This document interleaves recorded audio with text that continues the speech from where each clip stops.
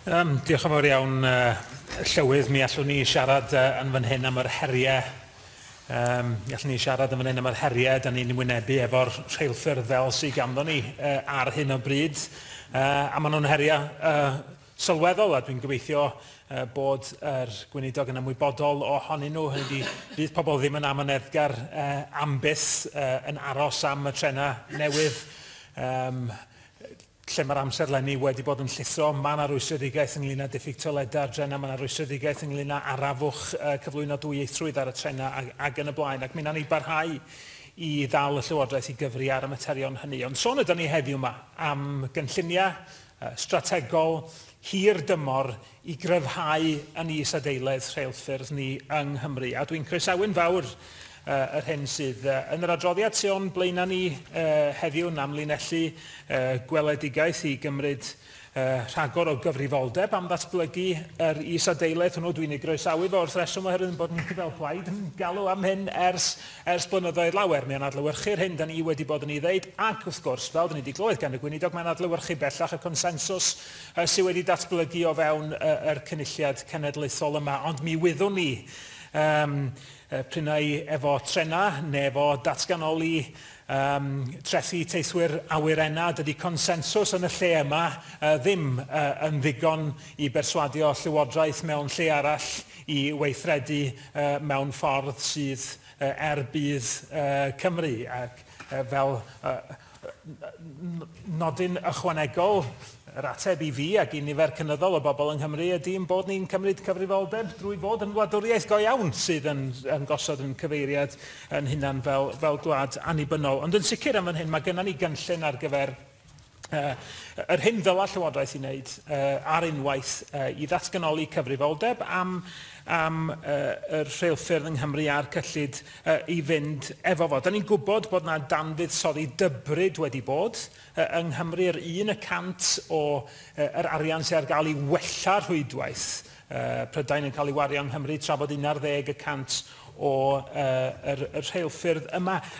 Hynny ydi, gwella'r rheilffyrdd nid dim ond cynnal a chadw sy'n gorfod digwydd y beth bynnag. A mae'n rhaid i ni gael yr gallu yna i fuddsoddi mewn ymestyn ein rheilffyrdd ni. Mae'n rhyfeddol, da chi'n edrych ar y map, a da chi'n gorfod atgoffa chi'n efo ffyrdd, da ni'n meddwl sydd wedi wella ffyrdd rhwng de a gogledd. Does na ddim un rheilffordd, mynd i mewn syrdanol dal, does na ddim rheilffordd yn rhedeg o ogledd i dde Cymru heb i bod hi yn mynd ar draws y ffin. A mae yna fodd i wneud, a dwi'n yn falch o weld cyfeiriad yma at agor y coridor na lawr y gorllewin, at fuddsoddi, o Amlwch drwedd i Fangor, a wedyn ar draws drwy Gaernarfon lawr i tuag at Aberystwyth, agor y llinell na o Aberystwyth i Gaerfyrddin. Mae'n rhaid i ni gael yr uchelgais yma. Ac ydy mae pobl yn dweud, mae rhain yn fuddsoddiadau mawr, ond drychwch ar y fuddsoddiad sy'n digwydd yn Lloegr ar hyn o bryd,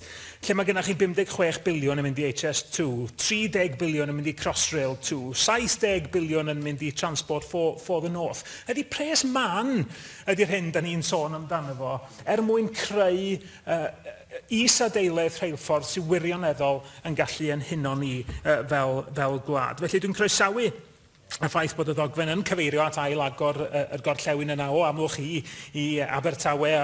Os liciwch chi, os ni'n gwerthfawrogi sylwadau ychwanegol gan y gweinidog ar hynny, achos fel mae Llywodraeth yn ei ddeud yn y datganiad yma, dyma rhai o'n aseda mwyaf gwerthfawr ni yn gymdeithasol ac yn economaidd, ac os oes yna linell sydd yno ddim yn cael ei defnyddio ar hyn o bryd, mi ddylan ni fod yn gwneud popeth i wneud yn siŵr bod yr ased honno yn cael ei chwysu gymaint â phosib ar gyfer yn cymunedau ni. Rwy'n gwestiwn arall, swn ni'n gwerthfawrogi sylw ynglyn â'r amserlen fyddach chi'n i'r gweld weinidog ynglyn â sut i symud hwn ymlaen o rwan gan cwmpasu adolygiad Williams.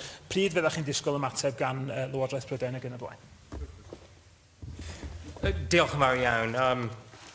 Rhyn ap Iorwerth makes a number of crucially important points in his contribution.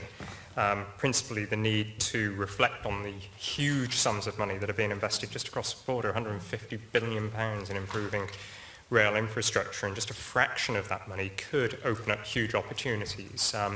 The member identifies the north-south links that currently exist, and that could exist. Now, the current north-south services do travel across border. They reflect the functional economy of the North Wales, North West cross-border area and the functional economy of Mid Wales with the West Midlands. But that should not prevent us from investing in other infrastructure that connects the north and the south further west, where there is not the intensity of population growth.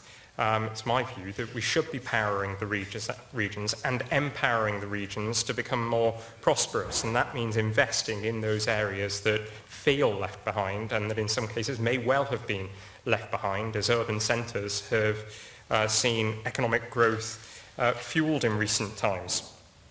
The timetable for delivery of our vision, and I do thank the member for sharing and supporting our vision, is largely dependent on UK government decisions on how to respond to the Williams review and a time frame based on the orderly transfer of powers and budgets to the Welsh Government. But I've said in the vision document that this is a 20-year vision for improving infrastructure and increasing services and service frequencies across the Wales route. I think there is consensus across the chamber here that is beginning to influence a chamber in another place. And I detect recently a change in heart within Westminster towards the possible devolution of responsibilities and funding for rail. I have to say I've enjoyed a number of conversations with the new Secretary of State for Transport, Grant Shapps, recently, primarily concerning, of course, the challenge faced by the collapse of Thomas Cook, but one specific conversation concerning the potential devolution of responsibilities for rail and devolution of an appropriate funding settlement. And that conversation will be one of many that will happen in the coming months as he determines how to respond to Williams and as I continue to press for devolution. I said in my statement as well that I am now confident that our submission to the Williams review will be viewed favourably, and we await very keenly the full review to be concluded, delivered to UK government, and a response accordingly. Queen ap Iorwerth, like Russell George, rightly said that many passengers will reflect on the services that they currently have. And what I would say is that right now we are improving stations across the Wales and Borders network. By Christmas, an additional 150 stations would have undergone a thorough, deep clean. We are recruiting those ambassadors. We are creating more community partnership schemes. Trains are being built right now, including here in Wales, at CAF in Newport. The Halton Curve service is now up and running between Liverpool and Wrexham. And I'd just like to make a very small point on toilets on tram trains. I think recently some misinformation has been relayed to members of this chamber and the general public concerning toilets on trains. There will be 3 lines in the metro area where tram trains will operate. Those lines are lines where we wish to see extendability, i.e. services extend into other communities, into town centres, for example. And for obvious reasons, you cannot run trains like pacers on roads. You simply cannot do it. And therefore, you have to look for a solution that enables you to run vehicles on roads and at the same time on existing rail tracks.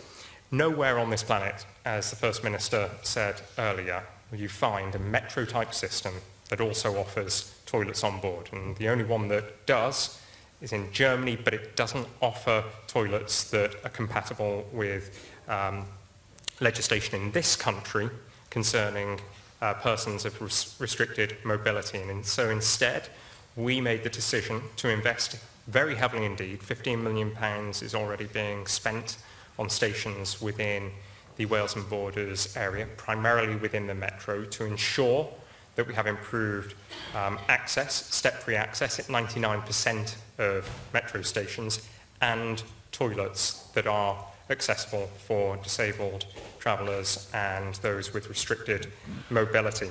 It means that 95% of passengers will never be more than around about 10 minutes from a toilet. And that is incredibly important, given the debate that's happened recently, to reflect on. I think also the member has made a very important point concerning developing an ongoing, I think, effort to influence the UK government to make the right decision on this. I'll be updating members whenever stages are reached in terms of the Williams review, but I think it would be helpful at the appropriate time for this chamber to make another collective submission, perhaps when the UK government is ready to respond to the Williams review, that pushes on all sides for devolution of responsibilities and funding.